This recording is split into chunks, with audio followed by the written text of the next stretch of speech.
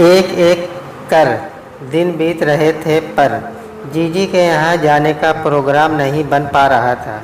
कुछ दिन कोरोना का चक्कर रहा, कुछ दिन घर में, कभी कोई बीमार कभी कोई बीमार। घर के चक्रव्यूह से निकले तो किसी तरह जाने का प्रोग्राम बना। सारा ज़रूरी सामान पैक किया और टैक्सी से चल दिए। रोड अच्छी थी, सुबह ही सुबह निकले थे तो रास्ते में भीड़ भी नहीं मिली। रास्ता 4 घंटे का था। 2 घंटे बाद भैया का घर पड़ता था। वहाँ गए भी 2 बरस से ऊपर हो गया था। वहाँ भी मिलना ज़रूरी था। भैया की तबीयत भी ठीक नहीं चल रही थी और पीहर का घर देखने का आकर्षण तो था ही, जहाँ बचपन के निशी दिवस बिताए थे। कितना भी दान कर कन्या को घर से बाहर कर दिया हो, पर मायके का मोह बना ही रहता है। वे स्मृतियों कभी खत्म नहीं होती, मन में अस्थायी रूप से बस जाती है। घर पर फ़ोन कर दिया था, आने के बारे में बता दिया था। यह भी कह दिया था कि नाश्ता कर चलेंगे, दोपहर का खाना साथ है, कोई चिंता व्यवस्था की नहीं करे। 2-1 घंटा बैठकर भैया से मिलकर चले जाएंगे। घर पर पहुँचे। मंगलवार का दिन था, बाज़ार बंद था। खुला रास्ता मिल गया। घर तक इनोवा गाड़ी पहुंच गई। बड़े दरवाजे से प्रवेश कर कार अंदर गई। वहां के बड़े खुले आंगन में खड़ी हो गई, जहां पहले से ही 2 कार खड़ी थी। यह बड़ा दरवाज़ा कभी हवेली की शान था। पुराने समय में इसमें हाथी पर बैठकर नवाब बाबा से मिलने आया करते थे। यह दरवाज़ा तब हर समय खुला रहता था। इसके दोनों तरफ 2 कमरे, जिनमें 2 गुरखे बैठकर हर समय पहरा देते थे। केवल रात में दरवाज़ा बंद होता था। अब भी दरवाज़ा बंद तो नहीं होता था, पर उसमें आधे में 2 लोहे के जंगले लगवा दिए गए थे। इतने दिनों बाद घर आकर अच्छा लगा। मन स्मृतियों से भरा था। कितनी चहल पहल रहती थी। आना जाना होता रहता था, शोरगुल होता रहता था, पर अब सब जगह शांति थी। एकमात्र भतीजे ने आकर स्वागत किया। बताया पापा ऊपर के कमरे में हैं, बस एक बार सहारा लेकर नीचे उतरते हैं। थोड़ी देर बाद सहारा लेकर ऊपर चले जाते हैं। सीढ़ियों से बार बार चढ़ना उतरना मुश्किल है। भैया से मिलने सीढ़ियों से चढ़कर ऊपर उनके कमरे में गए। वे लेटे हुए थे। हमें देखकर सहारा लेकर उठकर बैठ गए। उनको कमज़ोर व बीमार देखकर कैसी तो दिल में चोट लगी। उनसे नमस्ते की। उन्होंने मेरा नाम लेकर कहा, कैसी हो? भतीजे ने बताया। अब पापा थोड़ा बोलने और पहचानने लगे हैं। 2-3 महीने पहले तो बोल भी नहीं पाते थे, ठीक से पहचान भी नहीं पाते थे। भैया से कुशल समाचार पूछा। उनको कहा, आपके लिए है तिरुपति जी का बूंदी के लड्डू का प्रसाद लाई हूँ। मेरी छोटी बेटी वहाँ आई थी, वहीं आई है। भैया ने आगे हाथ बढ़ाकर प्रसाद लिया, उसे माथे से लगाया और जैसे ही मुंह में लेने के हुए उनका परिचारक उठकर आया। इन्हें केवल तरल पदार्थ खाने में दिया जाता है, ठोस नहीं पचा या खा पाते हैं।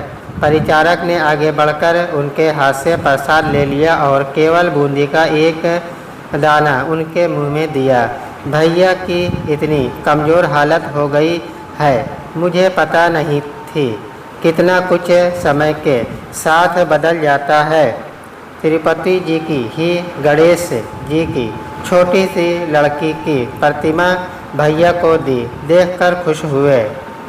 भक्ति भाव से उसे सिर झुकाया, हाथ जोड़े और बेटे को पकड़ा दिया। बेटा मूर्ति लौटाने लगा, इसे आप किसी और स्पेशल को दे दीजिएगा। पापा तो अब बिस्तर पर ही लेटे रहते हैं, बस कमरे में ही पूजा की अलमारी खोलकर हाथ जोड़ लेते हैं। पूजा घर में भी नहीं आते। मेरे बहुत कहने पर उसने मूर्ति ले ली और पूजा की अलमारी में स्थापित कर दी। भैया के लिए कुछ काजू बादाम ले गए थे, वह भी मुश्किल से ही रखवा पाई, क्योंकि कुछ खा नहीं पाते। हर चीज़ तोड़कर चुरा कर पानी में घोल कर दी जाती है। इतनी बुरी हालत है, ये मुझे पता नहीं था। भैया से मिलकर नीचे उतर आए। दोपहर के खाने को मना कर दिया था, पर भतीजे ने फिर भी कड़ी चावल बनवा रखे थे। जिद कर खिलवाए और साथ ले जाने के लिए भी सामान दिया। हमारे साथ आए 2 स्टाफ और ड्राइवर को भी खाना खिलवाया। उनका पहले का अल्हड़पन विदा हो गया था। उनकी जगह जिम्मेदारी आ गई थी। उठने से पहले पूरे घर पर एक नज़र डालने को मन हुआ। मैंने कहा, जाने से पहले ज़रा घूमकर घर देखना चाहती हूँ। मैं उठ गई। भतीजा साथ आया। चलो बुआ, देख लीजिए। मैं अपने उस आलीशान घर को निहारने लगी, जो कभी हवेली कहलाता था। हर समय गुलजार रहता था। हर कमरे में कोई ना कोई रहता था। मन में यादों की रील चल रही थी। पुराने दृश्य नेत्रों के सामने घूम रहे थे। मन में लाइट एंड साउंड शो चुपचाप चल रहा था। सारे कमरे भरे रहते थे, कोई कमरा खाली नहीं रहता था। हर समय रिश्तेदारों मेहमानों से भरा रहता था। बाबूजी सबकी बहुत अवभगत व इज्जत करते थे। हमेशा आने वालों का स्वागत मुस्कुराहट से करते थे। कभी उनके चेहरे पर शिकन नहीं देखी। हवेली 400-500 वर्ष पुरानी थी। उसमें 14 पीढ़ियाँ रह चुकी थी। 4 मंजिला मकान था। ऊपर जाने के लिए हर तरफ सीढ़ियाँ थी। कोई कमरे गिनता है, पर हम बचपन में सीढ़ियाँ गिना करते थे। अपनी सहेलियों से कहते थे कि हमारे घर में जीने ही 20-25 हैं। कमरे तो अनगिनत हैं। हर काम के लिए अलग कमरा, पढ़ने का कमरा अलग, बड़ी सी छत के साथ मौसम में गाड़ी भरकर आए आमों का अलग कमरा, जहां हम दशहरी लंगड़ा आमों को पकने के लिए रखते थे। पकने पर उनकी सुगंध से कमरा भर जाता था। अब तो बस यादें रह गई थी। हमारी सहेलियों को हमारा घर भूल भुलैया लगता था। कोई कहता था कि आपका घर क्या है? एक किला है। ऊंची ऊंची दीवारें हैं, 4 मंजिलें तक जाती हुई। 1-1 फुट मोटी दीवारें थी। सबसे ऊपर की छत पर मिट्टी बिछाई गई थी, जिस पर दूब घास उगी थी।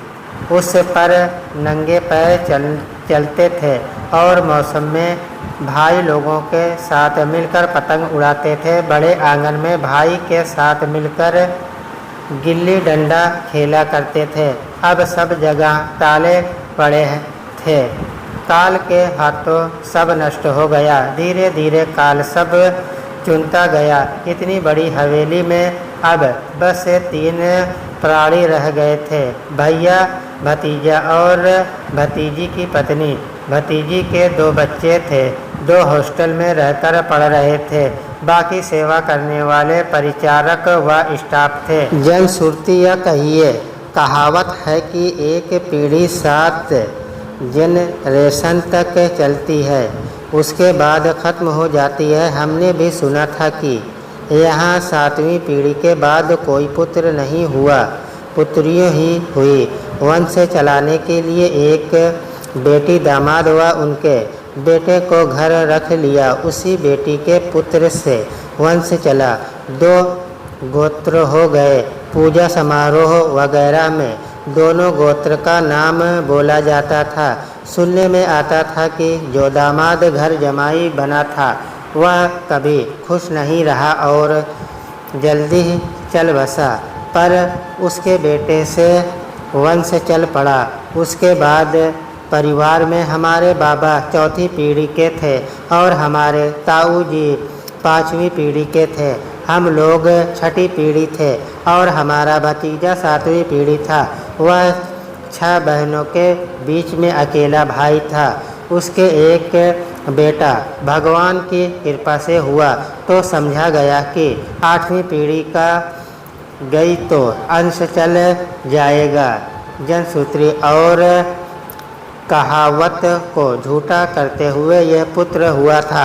भैया बहुत धार्मिक थे, भगवान की उन पर कृपा हुई, पर लगता है हवेली के अच्छे दिन पूरे हो चुके थे। वह ढलने के कगार पर थी। नीचे से बांस की बल्लियां देकर छज्जों को गिरने से रोका गया था। बरसों से पुताई नहीं हुई थी, दीवारें काली पड़ गई थी। घर की शोचनीय दशा देखकर बहुत दुख हुआ। सब जगह आंगन में झाड़ू के आभार पे कूड़ा बिखरा पड़ा था। मरम्मत और सफाई कौन कराए? दरवाजे पर ताले लगे थे। वहीं 3-4 कमरे ठीक थे जहां भैया और भतीजा रह रहे थे। घर का विहंगावलोकन कर मैं चुपचाप बाहर निकल आई।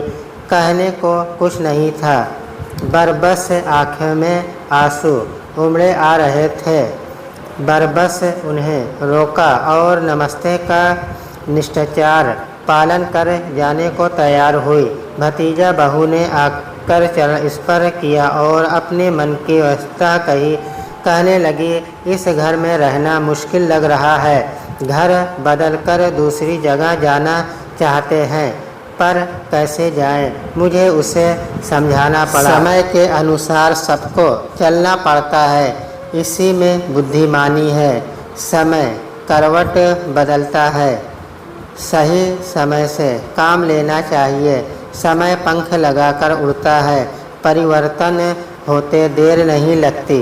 विदा लेकर कार में बैठे और कार फिर गंतव्य की ओर चल दी। अभी 2 घंटे की यात्रा और शेष थी।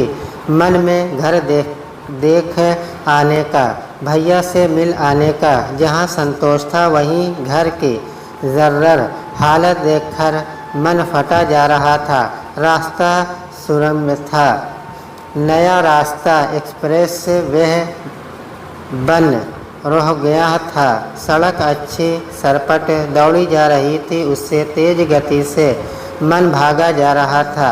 इतने भरे पूरे घर की ये हालत हो जाएगी किसे पता था। कभी यह घर छोड़ने को मन नहीं करता था। कन्याओं की शादी कर क्यों उन्हें घर से बाहर ढकेल दिया जाता है, इस पर मन कभी कभी बहुत विद्रोह करता था, पर अब यह सब बेमानी लग रहा था।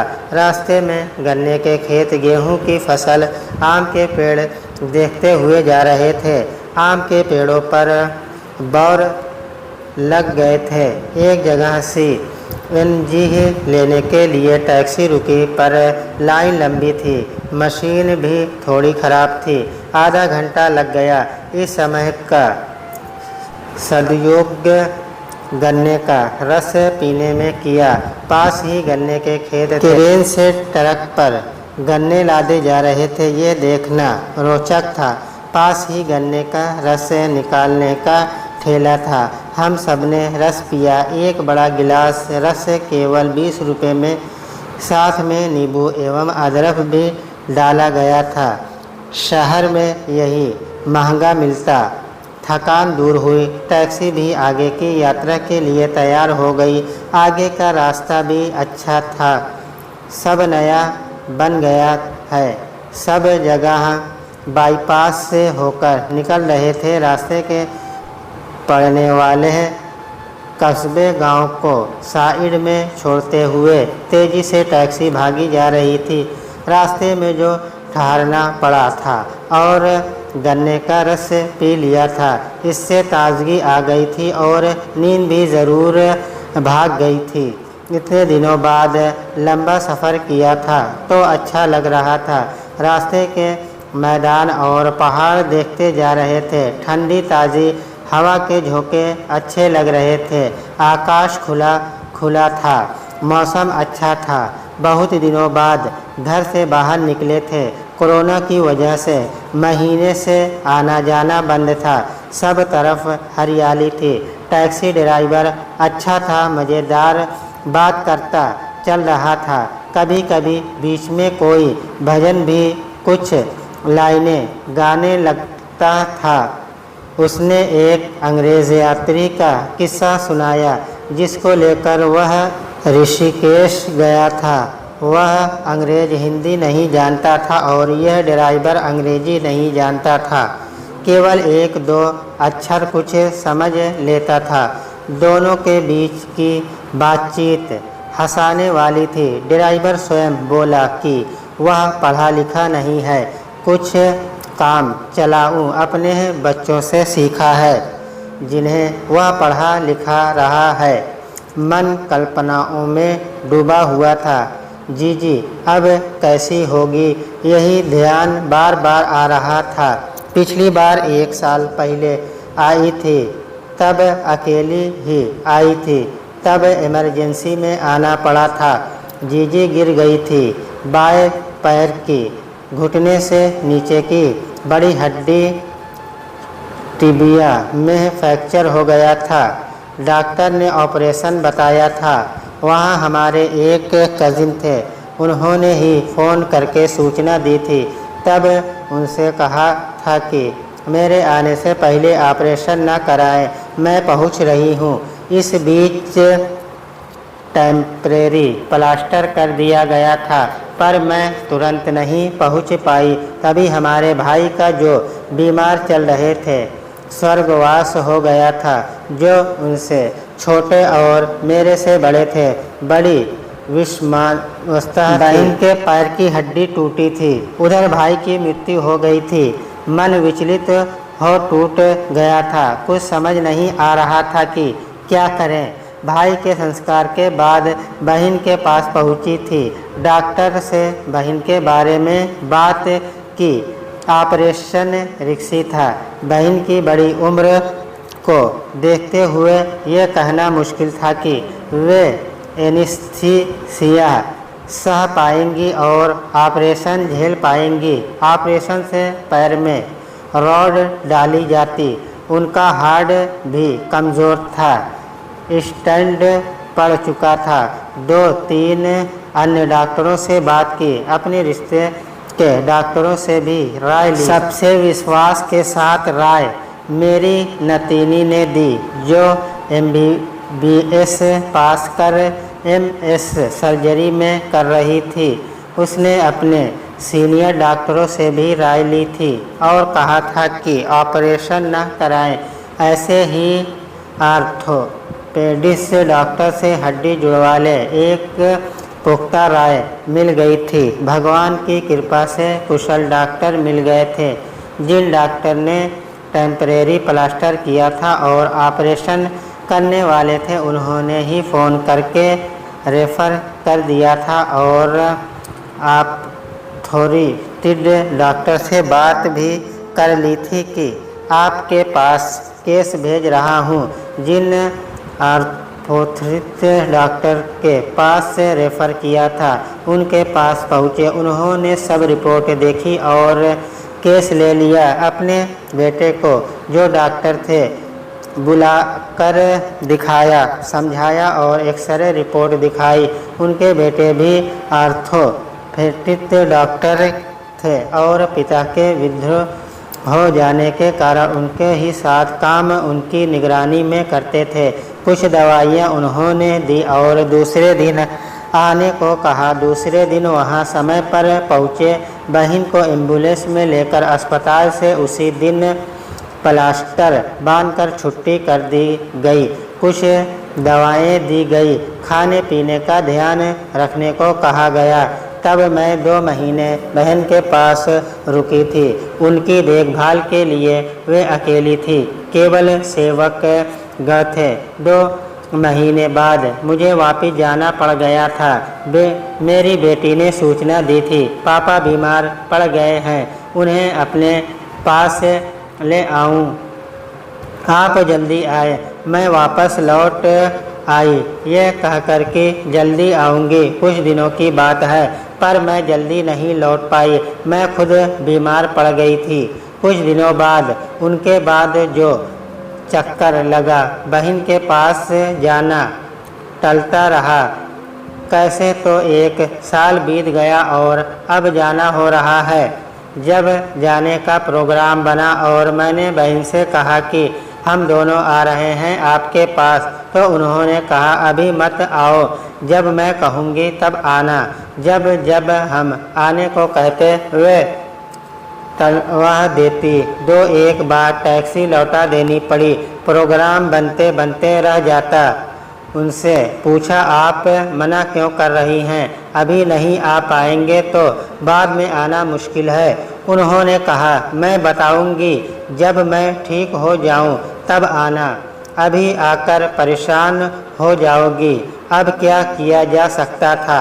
इस बार उनके मना करने के बाद भी हमने प्रोग्राम बना लिया और कहा, आप हमारी चिंता ना करें, हमसे जो होगा मदद कर देंगे, आपको हमारी फिक्र करने की ज़रूरत नहीं है। अब हम उनके पास पहुंचने वाले थे। वह किस हाल में होंगी, कैसी होंगी, कुछ पता नहीं था। मोबाइल वो रखती नहीं थी, लैंडलाइन खराब रहता था। दूसरे के मोबाइल से किसी तरह कुछ हाल चाल पता चलते थे। उनसे डायरेक्ट बातचीत नहीं हो पाती थी, माध्यम के द्वारा थोड़ी बातचीत होती थी। हमारी यात्रा अब जल्दी ही मंजिल पर पहुंचने वाली थी। शाम के 5 बज रहे थे। बहन से मिलने की उत्सुकता बढ़ रही थी। शहर पहले का ज़माना पहचाना था, पर अब बहुत कुछ बदल गया था।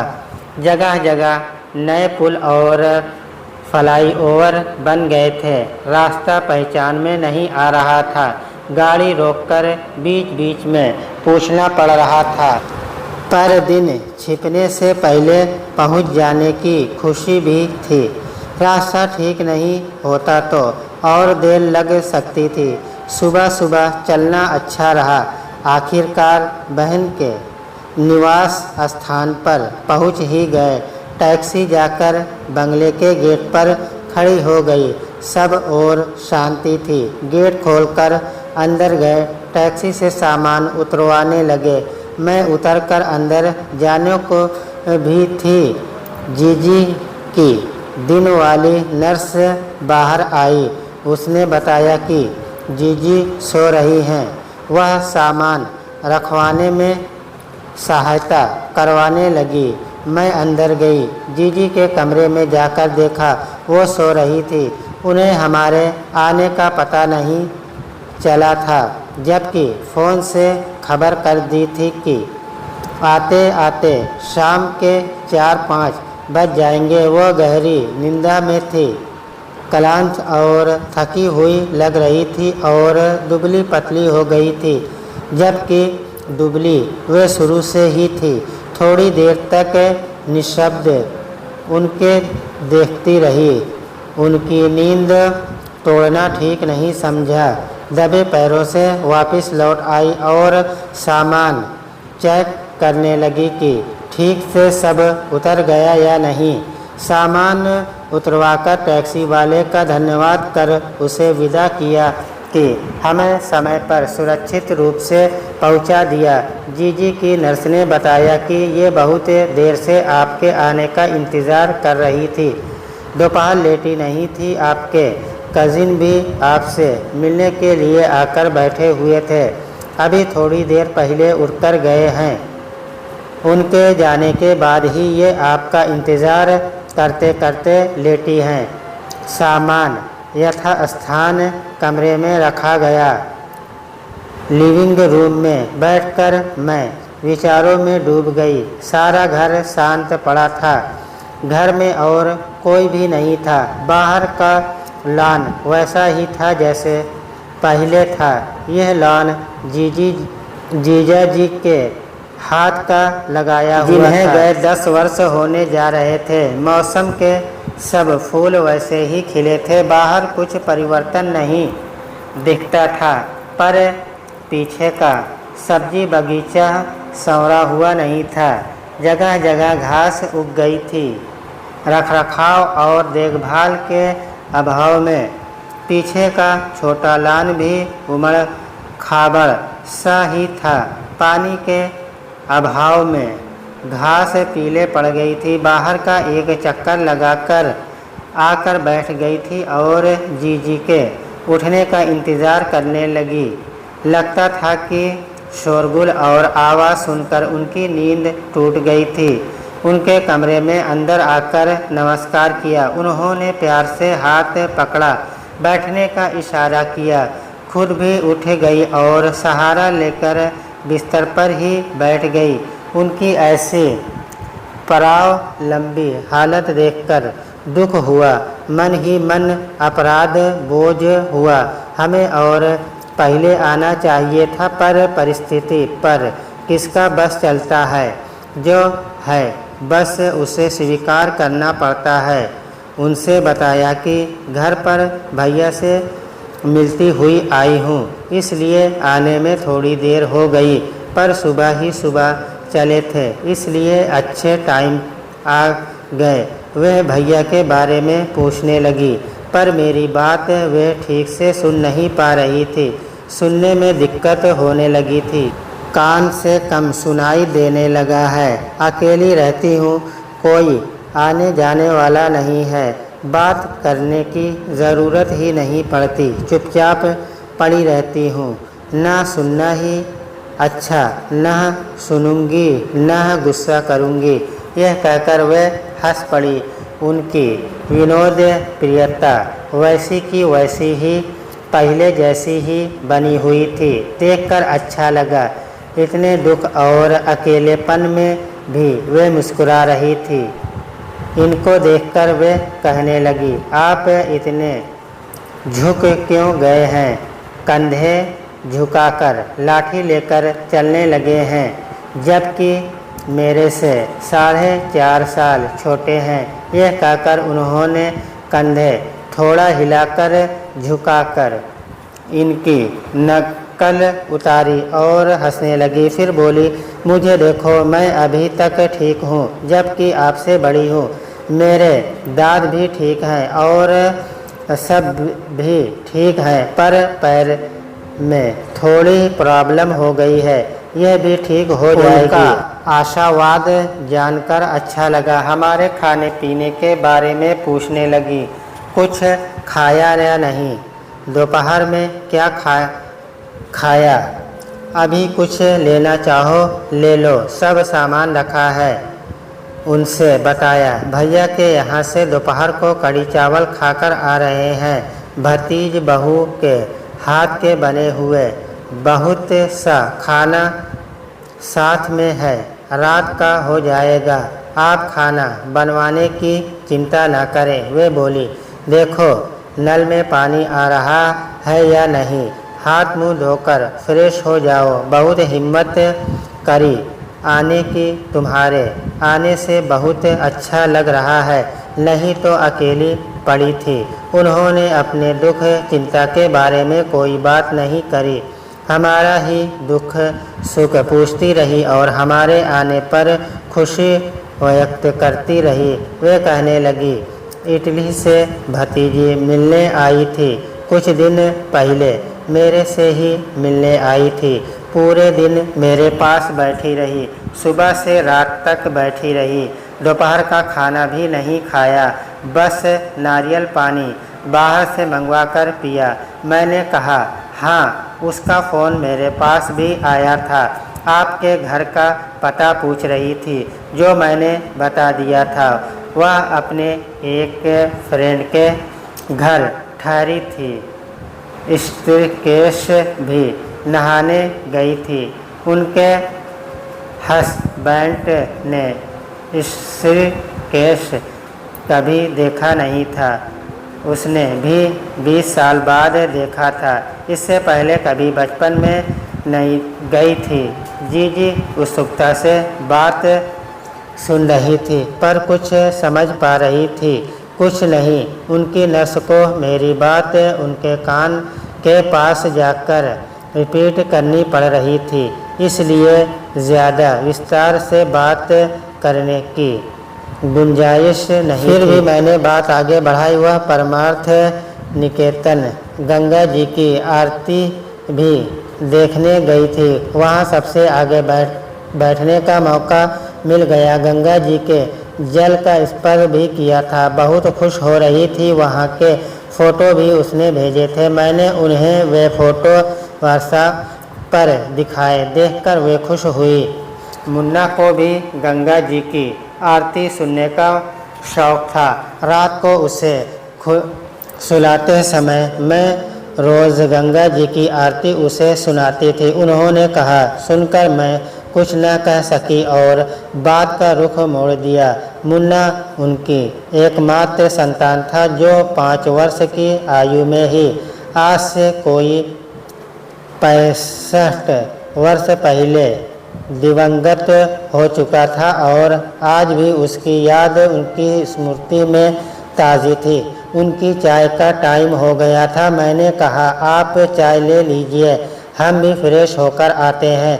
वे बोली घर में सफाई तो बस ऐसी ही है, मैं तो बिस्तर पर पड़ी हूँ, तुम कमरा झड़वा लेना, कोई चीज़ की ज़रूरत हो तो ले लेना, दिक्कत मत मानना, सामान ठीक से कमरे में रखा लो, चाय लेती हो तो ले लो। वे यह भूल गई थी कि मैं चाय नहीं पीती, ये चाय लेते तो रास्ते में ले ली थी और ड्राइवर व दोनों सहायकों को भी दिलवा दी थी।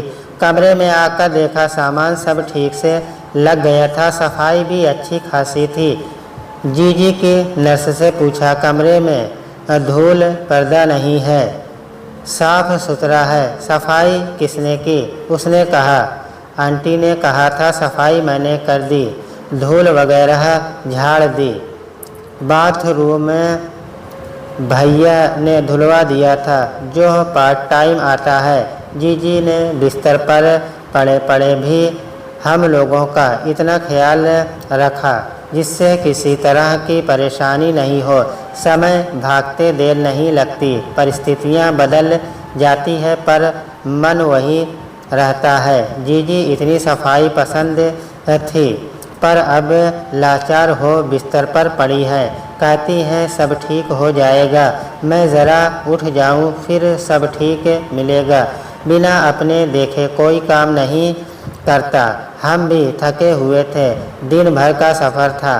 काम निपटाकर जल्दी आकर सो गए। कमरा ठीक था, आराम देह था। सुबह जल्दी आँख खुल गई, सब और शांति थी। जीजी भी सोई पड़ी थी। मैं नहा धोकर तैयार हो गई और आगे पीछे के लॉन में घूम आई। बेले के फूल खिले हुए थे, उनकी खुशबू फैल रही थी। आम का पेड़ छोटी छोटी अम्बियों से लदा पड़ा था, कुछ हवा के झोंके से नीचे गिर गई थी। मैंने उनमें से 3-4 बुन ली। जीजी को आकर जाकर दिखाऊंगी। अंदर कमरे में जाकर देखा जीजी जग गई थी, पर उनकी रात वाली नर्स सोई पड़ी थी। मैंने जाकर सुबह का अभिवादन किया, देखकर खुश हुई। बोली तुम सुबह सुबह नहा कर तैयार हो गई, अच्छा किया। मेरी यह तो सोई पड़ी है, जब उठेगी तब मंजन बरस कराएगी। मैंने छोटी छोटी अम्मियाँ दिखाई तो कहने लगी अच्छा पेड़ पर अम्मियाँ लग गई। मैं तो साल भर से बाहर निकली नहीं, कमरे में ही हूँ, बिस्तर पर और पलंग पर हूँ। बाहर क्या हो रहा है मुझे कुछ नहीं पता, तुमने लाकर दिखा दी तो पता चल गया। तब तक उनकी नर्स उठ गई थी। मैंने कहा आप हाथ मुंह धो लीजिए, फिर बाहर ले चलेंगे। उनको व्हील चेयर पर बैठकर तो बाहर ले जाया जा सकता था, पर वे अकेली थी। इसका फ़ायदा सभी लोग उठा रहे थे। बिना अपने निरीक्षण के ढंग का कोई काम नहीं होता। घर का कोई आदमी उनके पास नहीं था। ससुराल पक्ष से तो कोई कभी देखने या खोज खबर लेने नहीं आया था। कोई आता भी तो उनका आना न आना एक बराबर था। उनसे कभी कोई सहायता नहीं मिली। जीजा जी जब बीमार थे तब भी कोई उन्हें देखने नहीं आया था, जबकि जीजा जी सबसे बड़े थे और उन्होंने ही सबको लिखाया पढ़ाया था और हर तरह की मदद की थी। तो अब तो आना और दूर की बात थी। थोड़ी देर में आकर जब उन्हें व्हीलचेयर पर बैठाकर बाहर ले जाना चाहा तो मना करने लगी। कहने लगी, अभी नहीं, नाश्ते के बाद चलूँगी, पर फिर धूप हो जाएगी, अभी ठंडी ठंडी हवा में अच्छा लगेगा। मैंने समझाया, किसी तरह उन्हें मनाया और व्हीलचेयर पर बैठाकर बाहर ले आए। मौसम अच्छा था। बाहर आकर वे खुश हुई। बोली, साल 1.5 साल बाद बाहर निकली हूँ। बाहर आकर कितना अच्छा लग रहा है। लान और फूल देख पा रही हूँ। तुम्हारे जीजा जी ने अपने हाथ से लान में नई घास लगवाई थी, पर अब माली ठीक से पानी भी नहीं पटा रहा। घास उतनी हरी नहीं है। आगे बोली, कमरे की सामने वाली और साइड वाली खिड़की से पेड़ और पत्ते देखती रहती थी। वे हिलते थे तो पता चल जाता था कि हवा चल रही है। पेड़ लंबे हो गए हैं, कटिंग ज़रूरी है। मैं ठीक हो जाऊंगी तो सब ठीक हो जाएगा कहकर कराना पड़ता है। उन्होंने कितनी मुश्किल से रिटायरमेंट के बाद यह मकान बनाया था। यह मकान अपने रिटायरमेंट के बाद बनवाया था। ज़मीन लेकर बहुत पहले ही डाल दी थी। 7,000 रुपये में तब ज़मीन ली थी। आसपास तब कोई मकान नहीं बना था। हमारा मकान आसपास के सब मकानों से बड़ा है। अपनी ज़रूरत के हिसाब से बनवाया है। कहा क्या चीज़ से आराम मिलेगा, यह सब सोचकर प्लान कर बनवाया है। सब तरह का आराम है। रसोई इतनी लंबी और बड़ी है कि 4 आदमी भी खड़े होकर आराम से काम कर सकते हैं। यह सब रुपये अपनी सैलरी के अपनी माँ के पास अपने घर बेचते थे। मैंने कभी मना नहीं किया। रिटायरमेंट तक यही हाल रहा। उसके बाद जो कुछ बचा उसी से यह घर बनाया। इसमें किसी का कुछ लेना देना नहीं है। वे पिछली बातों के याद आने से भावुक हो गई थी और स्मृतियों में खो गई थी। उन्हें अंदर ले जाने के लिए मुड़े तो ड्राइंग रूम में रुक गई। ड्राइंग रूम को सर्वेंट से अपने सामने झड़वाने लगी। सोफे की सब गद्दियाँ ठीक से लगवाई, तस्वीरें की धूल हटवाई, कुर्सियाँ ठीक से रखवाई। वहाँ से आगे बढ़े तो लिविंग रूम में रुक गई। वहाँ की एक पेंटिंग दिखाई जो के हाथ की बनाई हुई थी। दीवार पर एक बड़ी सी तस्वीर टंगी थी जिसमें रथ में बैठे अर्जुन वह सारथी श्री कृष्ण थे। उसे देखकर जीजी ने कहा, ये देख रही हो, ये मैंने एक पर्दे से टाँकर फ्रेश लगाई थी। कोई भी चीज़ बाजार से खरीदी हुई नहीं है। व्हीलचेयर पर ही बैठे बैठे उन्हें रसोई घर और पूजा घर के दर्शन करा दिए, जहाँ वह अरसे से नहीं गई थी जब से बीमार पड़ी थी। पहले सब काम अपने हाथों से ही करती आई थी, अभी किसी की सहायता नहीं ली थी। स्वाभिमान कूट कूट कर भरा था। एक दिन इसी तरह उन्हें व्हीलचेयर पर बैठाकर घुमाया, लॉन में भी चक्कर लगाए, सब देखभाल किया, पर उसके बाद थकान के कारण नहीं गई। हमें भी लगा कि शुरू में उत्साह के कारण घूम ली, लेकिन कमज़ोरी काफ़ी है। काफ़ी हिम्मत वे करती, पर अपने से उठा नहीं जाता था, सहारा लेना पड़ता था। फिर भी उनमें आत्मविश्वास बहुत था। उनका कहना था कि ईश्वर है या नहीं कह सकते, पर अपने में विश्वास अवश्य होना चाहिए। बिस्तर पर लेटे लेटे पैरों में कमज़ोरी आ गई थी, ठीक से खड़ी भी नहीं हो पा रही थी, तो कमरे में ही कुर्सी पर बैठा देते थे। इससे वे संतुष्ट रहती थी, खिसक कर कुर्सी पर बैठ जाती थी। इस तरह काम चल जाता था, पर उनके कम सुनने की वजह से बातचीत में परेशानी होती थी। हमने कहा, आप कान की सुनने वाली मशीन ले लीजिए, इससे बातचीत करने में सुविधा होगी। उनके सहमति देने पर एक को घर पर बुलाकर हियरिंग टेस्ट भी कराया। वह ट्रायल के लिए मशीन भी दे गया, पर वह उन्हें सूट नहीं करी। आखिरकार मशीन लौटा देनी पड़ी। उसमें उन्हें कड़कड़ यह छू छू की आवाज़ आती थी। हमने कहा, अभी शुरू में लगेगा, आदत पड़ने पर ठीक हो जाएगा, पर उन्होंने कहा, कान में सरसों के तेल की बूंद मल लूँगी, उसी से ठीक हो जाएगा। अभी तक अकेली थी तो काम चल रहा था, बातचीत होती नहीं थी, ज़रूरत ही नहीं पड़ती थी।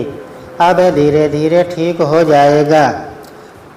उनसे बचपन की बातें होती रहती थी।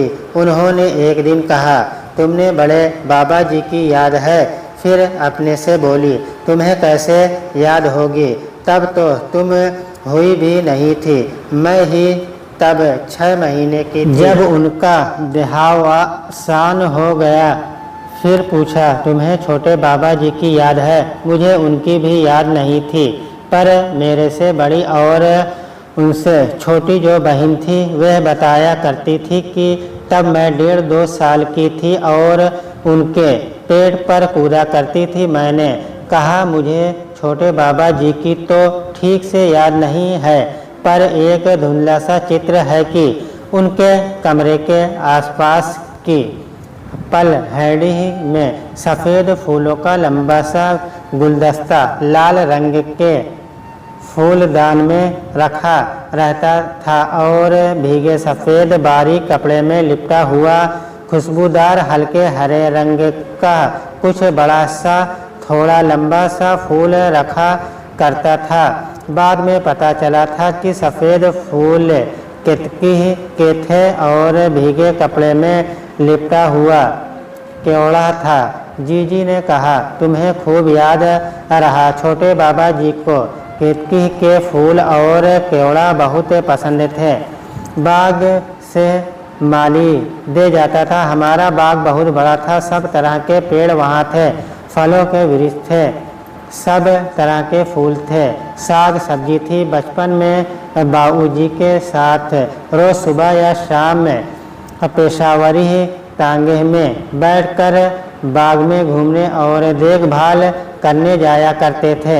माली रोज़ ही फूलों का गुलदस्ता पूजा के लिए ताज़े फूल और खेत की सब्जी सुबह बड़ी सी टोकरी में घर में दे जाया करता था। फलों के मौसम में बाग से ही फल आ जाते थे। हमारे बाग की लीची और लौकाट व चकी आड़ू बहुत अच्छे होते थे और सबको पसंद आते थे।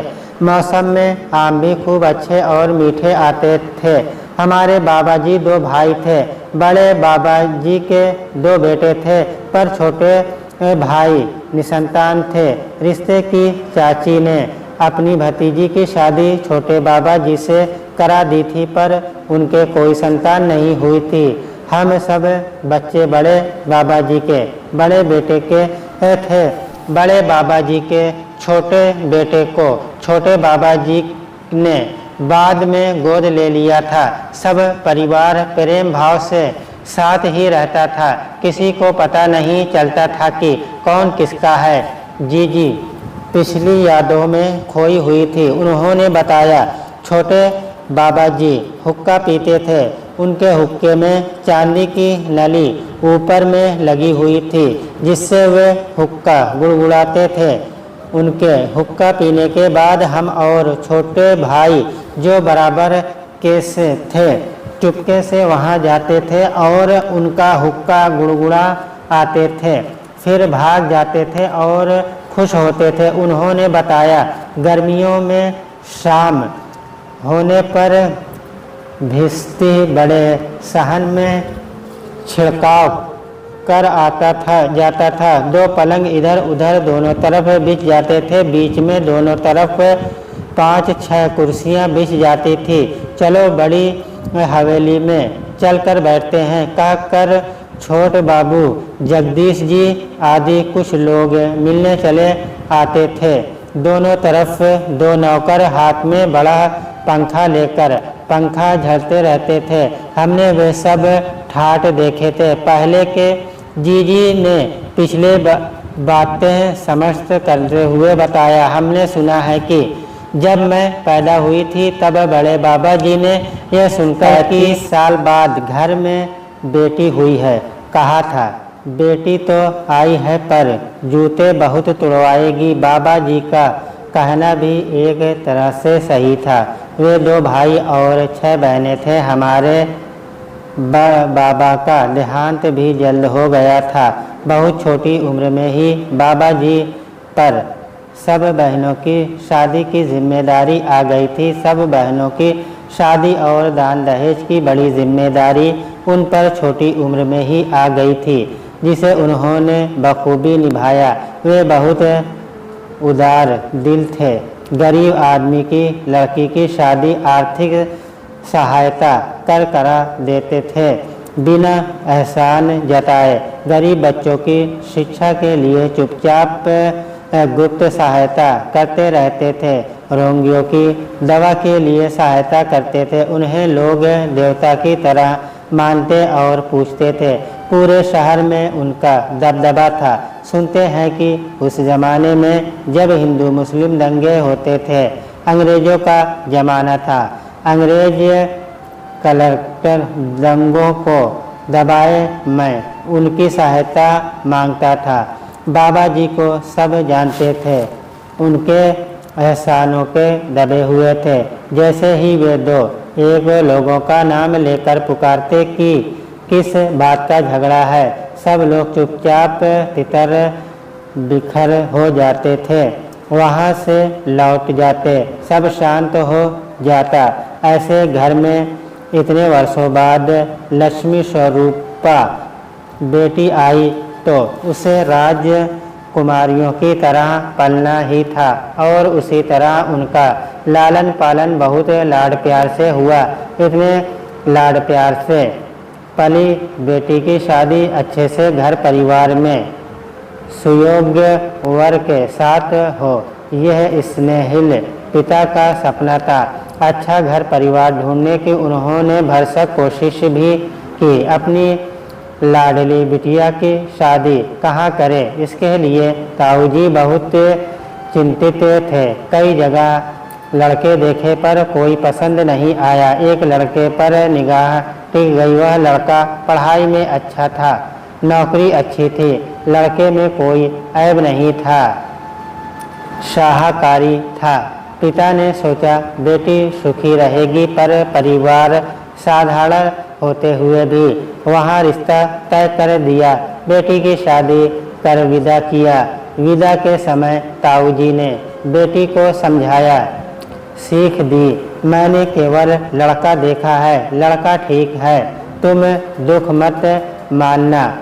चाचा जी ने शादी में उपकार में कार दी। सोचा बेटी को घूमने फिरने में आराम रहेगा।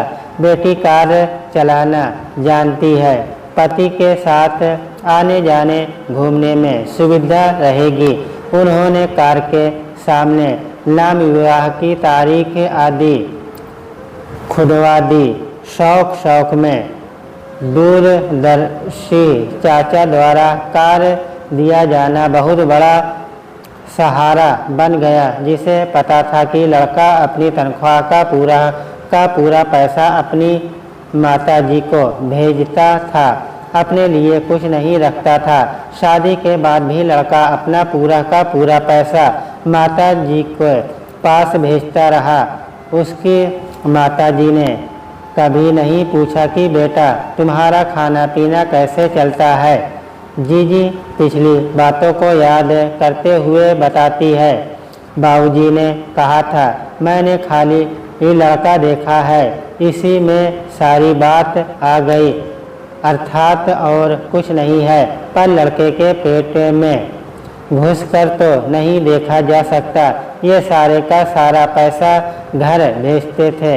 मैं रोटी बनाती थी, मैंने कभी मना नहीं किया, न पूछा कि सारा का सारा पैसा घर क्यों भेजते हो। चाचा जी ने कार दे दी थी, इसी से मैं नौकरी पर साथ भी चली गई, नहीं तो ससुराल में पड़ी रहती। सास लंका खंका थी, मुझे तिलकर मिलाकर रोटी देती थी। वहाँ मैंने घर में झाड़ू दी, बर्तन मेरे कपड़े धोए। घर में पैसे की तंगी थी, कोई आमदनी नहीं थी। ससुराल उड़े उड़े रहते थे, कभी 8-8 दिन, कभी 10-10 दिन घर से गायब रहते थे। किसी को पता नहीं था कहाँ जाते हैं, क्या करते हैं। वे खुद ही वापस आ जाते थे, कोई नहीं पूछता था कि कहाँ गए थे, कहाँ रहे, न वे स्वयं कुछ बताते थे। यह घर हमारे घर के लायक नहीं था, कोई संस्कार दहलीज जैसी चीज़ें वहाँ नहीं थी। सब एक ही थाली में, एक ही कटोरी में मोटा झोटा खाकर उठ जाते थे। मैं भूखी रह जाती थी। ये असफर थे, पर ये कभी किसी रिश्तेदार के यहाँ, कभी किसी के यहाँ ठहरते थे, वही खाना खा लेते थे। इन्हें असफर समझ कोई मना नहीं करता था। मैं आई तब भी यही हाल रहा। जब मैंने ये देखा तब कहा कि आप इधर उधर क्यों ठहरते हैं, आपको रेस्ट हाउस मिलता है, वहाँ क्यों नहीं ठहरते। इन्हें घर की कोई शिक्षा या संस्कार नहीं मिले थे, इनका जगह जगह ठहरना ठीक नहीं था। मैंने कहा कि आप रेस्ट हाउस में ठहरो, रोटी मैं बनाऊंगी, और मैंने रोटी बना कर दी। किसी रिश्तेदार ने नहीं कहा कि हमारे यहाँ क्यों नहीं ठहरते, न किसी ने जाने को कहा। मैं अच्छे परिवार से आई थी, इनको हमेशा सही राय दी, कभी गलत राय नहीं दी। यदि कोई और लड़की होती तो सब जगह इनके साथ ठहर जाती, क्योंकि अच्छा खाना मिलता, काम कुछ करना नहीं पड़ता, बनी बनाई रोटी मिल जाती। पर मुझे दूसरे का अन्न खाने की कोई लिप्सा नहीं थी, न अपने हाथ से काम करने में कोई हिचक थी। रेस्ट हाउस में जाकर मैंने रोटी बनाई, केवल थोड़ी सी दही मलकर रोटी खाई। सब्जी नहीं होती थी, सारा पैसा घर भेजते थे, पास में कुछ बचता नहीं था। मैंने कभी कुछ नहीं मांगा, कुछ नहीं कहा। मैं जिस घर से आई थी सब देख चुकी थी, मैंने कभी कुछ खाने की इच्छा नहीं की, स्वयं अपने पर पूरा था। यह हॉस्टल में रहकर 2 साल पढ़े थे, वहाँ लहसुन प्याज की सब्जी रहती थी, जो ये खाते नहीं थे। तो पढ़ाई के वे 2 साल उन्होंने केवल दही रोटी खाकर काटे थे। इन्हें केवल पढ़ाई की लगन थी और किसी बात से कोई मतलब नहीं था। चाचा जी ने कार दी थी तो मैं टूर में इनके साथ चली भी गई। कार चलाना जानती ही थी। इन्होंने अपने घर चिट्ठी में भाई को लिखा था कि तुम्हारी भाभी ने तुरंत कार चलाना सीख लिया। इन्हें यह नहीं पता था कि मैं पहले से कार चलाना जानती थी। इन्होंने कोई घर नहीं लिया था, रेस्ट हाउसों में ठहरते चलते थे। यदि कहीं जगह नहीं मिली तो कार से आगे बढ़ जाते थे। रास्ते में ही कार रोककर खाना बनाकर खाते थे। मैं 3 पत्थर जोड़कर चूल्हा बना लेती थी और लकड़ी की आग जला रोटी बना लेती थी। कोई सब्जी साथ में रही तो कभी उससे, कभी ज़रा सी दही से या नमक से रोटी खा लेते थे। उनकी यह दुख भरी दास्तां सुनकर मैं वेदना व्यक्तित्व तो हुई थी, साथ ही आश्चर्यचकित भी हुई। मैंने कहा, आपने इतना कुछ सहा पर किसी से कुछ नहीं कहा, शिकायत का एक लफ्ज़ तक मुंह पर नहीं लाई। आपका अविचल धैर्य है। वे बोली, बाबूजी ने कहा था कि मैंने केवल लड़का देखा है और कुछ नहीं देखा, और लड़का भी ठीक नहीं ही निकला। उन्हें सुनकर दुख होता, इसलिए अपनी तकलीफ कुछ भी उनसे नहीं बताई। उनकी सहनशीलता और शांत स्वभाव देखकर मैं हैरान रह गई। न किसी से गिला या शिकवा, इतनी भावनाशील की सब कुछ अपने पर सह लिया चुपचाप। मैंने कहा, आपने रेस्ट हाउस में जाकर रोटी बनाई, वहाँ जाकर अपने से कोई नहीं बनवाता, सबको स्टाफ मिलता है, आपने अपने से कैसे बनाई? उन्होंने कहा, सबको पता चल जाता है कौन कैसा अफसर है, फिर सब अपने ही अलग हट जाते हैं। पर मेरा मन अब भी भारी था। मैंने पूछा, आपने छूटी रोटी केवल ज़रा सी नाम मात्र की दही से कैसे खाकर काम चलाया? उनका उत्तर था, केवल पेट भरना चाहिए, ज़रूरी नहीं है कि सब्जी या पसंद की चीज़ खाकर ही पेट भरेगा। घर पर बचपन से सब चीज़ें मिल चुकी थी, मन भरा था, इसलिए मुझे कभी कोई इच्छा ही नहीं हुई। समय के अनुसार अपने को ढाल लिया। रस्म का संयम बहुत बड़ी चीज़ है। अपने त्रिकुल की ओर देखकर उन्होंने सब सह लिया। सबसे बड़ी बात तो ये भी थी कि शादी के बाद उन्हें कोई मकान भी रहने के नसीब नहीं हुआ। कार ही उनका घर हो गई और उसी में थोड़ा सा सामान रखे रोटी बनाते हुए इधर उधर घूमती रही, किसी को इसकी भनक भी नहीं लगने दी। जबकि पीहर में वे कितने सम्मान व लाड प्यार से पली, सारे घर की लाडली थी। हर समय उनके लिए आवाज़ लगती रहती। चाचा जी कहते, बेटा इधर आओ, मेरी ही चिट्ठी लिख दो। उधर चाची बुलाती, मेरी चिट्ठी लिख दो। माँ जी बुलाती, बिटिया मेरा ब्लाउज सिल दो। हर जगह उनकी पुकार रहती। लिखावट बहुत सुंदर थी।